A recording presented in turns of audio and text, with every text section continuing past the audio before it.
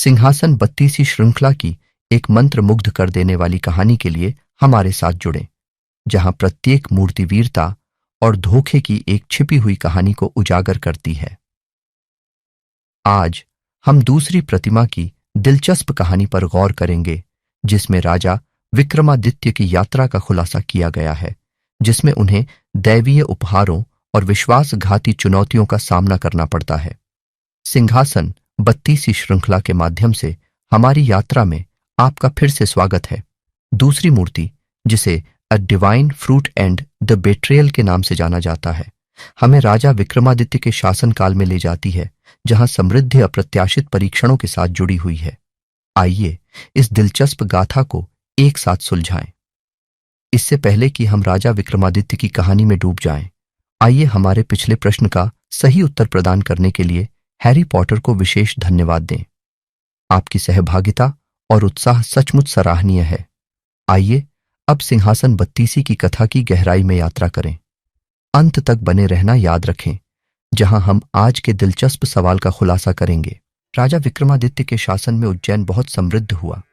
एक दिन जब राजा विक्रमादित्य घने जंगल में शिकार कर रहे थे, उन्होंने ध्यानमग्न एक साधु को देखा। राजा ने आदरपूर्वक साधु को प्रणाम किया। साधु ने अपनी आंखें खोलीं और कहा, राजन, मैं आपकी विनम्रता से प्रसन्न हूं। यह दिव्य फल, इसे खाने से आपको एक साहसी पुत्र की प्राप्ति होगी। राजा विक्रमादित्य ने फल स्वीकार किया।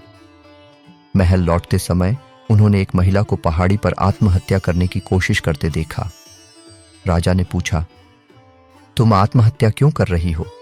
महिला ने उत्तर दिया, मेरे पति मुझे प्रतिदिन तंग करते हैं, क्योंकि मैंने 7 बेटियों को जन्म दिया है, जबकि वह पुत्र चाहते हैं। अब मैं यह सहन नहीं कर सकती। राजा विक्रमादित्य ने दया करके कहा, यह फल लो और अपने पति को दे दो, तुम अवश्य ही पुत्र को जन्म दोगी। महिला ने धन्यवाद दिया और चली गई। कुछ दिनों बाद एक ब्राह्मण साधु के वेश में राजा से मिला और उन्हें एक और दिव्य फल दिया। राजा को आश्चर्य हुआ, क्योंकि यह वही फल था जो उन्होंने महिला को दिया था। क्रोधित होकर राजा ने पूछा, तुम कौन हो और यह फल कहां से मिला? साधु ने डरते हुए कहा, राजन, मेरी पत्नी ने मुझे यह फल दिया। वह अपने पति से जलती है और उसे प्रेम नहीं करती। राजा विक्रमादित्य ने फल अपनी पत्नी को दिया, लेकिन रानी ने फल नगर रक्षक को दे दिया। नगर रक्षक ने वह फल एक नर्तकी को दे दिया। नर्तकी ने सोचा कि राजा विक्रमादित्य इस फल के योग्य हैं, इसलिए उसने फल राजा को लौटा दिया। राजा ने रानी से पूछा, तुमने फल खा लिया था, तो यह क्या है?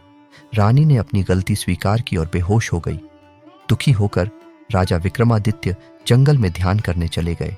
इंद्रदेव ने सोचा, राजा विक्रमादित्य के बिना उज्जैन असुरक्षित है, मैं एक रक्षक भेजता हूं। और उन्होंने उज्जैन की रक्षा के लिए अगिया नामक रक्षक भेजा। कई दिनों बाद राजा विक्रमादित्य लौटे और अगिया ने उन्हें रोका। अगिया ने कहा, मैं इंद्रदेव का भेजा रक्षक हूं, तुम्हें मुझे हराना होगा। राजा विक्रमादित्य ने अगिया को हरा दिया। अगिया ने चेतावनी दी, एक नया दुश्मन उज्जैन में आया है, उससे सावधान रहो। और अगिया स्वर्ग लौट गया। महल पहुंचकर राजा विक्रमादित्य को पता चला कि रानी ने विष पी लिया था और उनकी मृत्यु हो गई। कुछ दिनों बाद एक साधु आया और राजा को एक दिव्य फल दिया। राजा ने साधु से वरदान मांगने को कहा। साधु ने राजा से साथ चलने का आग्रह किया। साधु राजा विक्रमादित्य को एक श्मशान भूमि में ले गया और कहा, वहां एक पेड़ पर एक बेताल लटका हुआ है, मुझे उसकी जरूरत है। राजा विक्रमादित्य ने वादा किया और बेताल को कंधे पर लाद कर चलने लगे। रास्ते में बेताल राजा को कहानियां सुनाने लगा।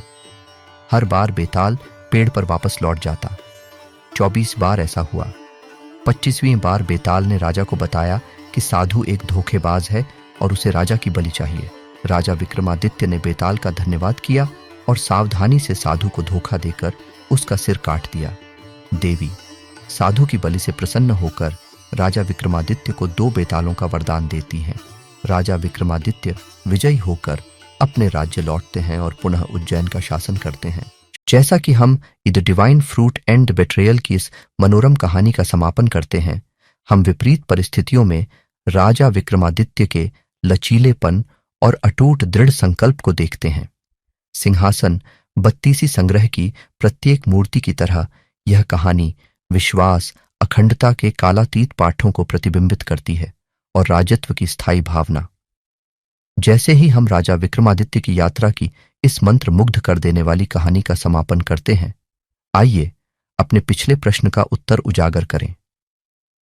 महाभारत महाकाव्य में जिस व्यक्ति ने शिशुकर्ण को गंगा नदी में तैरते हुए पाया था, वह कोई और नहीं बल्कि अधिरथ है। अब यहां आपके लिए एक नया प्रश्न है। महाभारत महाकाव्य में अधिरथ की पत्नी कौन है? अपने उत्तर नीचे कमेंट करें और यदि आप सही हैं तो आप हमारे अगले वीडियो में शाउट आउट अर्जित करेंगे। अगर आपको यह कहानी दिलचस्प लगी तो हिंदू पौराणिक कथाओं और सिंहासन बत्तीसी श्रृंखला के अधिक छिपे हुए रत्नों के लिए हमारे वीडियो को लाइक, शेयर और चैनल को सब्सक्राइब करना न भूलें। अगली मूर्ति की कहानी के लिए हमारे साथ जुड़ें, जहां नए रोमांच का इंतजार है। तब तक बुद्धि आपके मार्ग का मार्गदर्शन करे।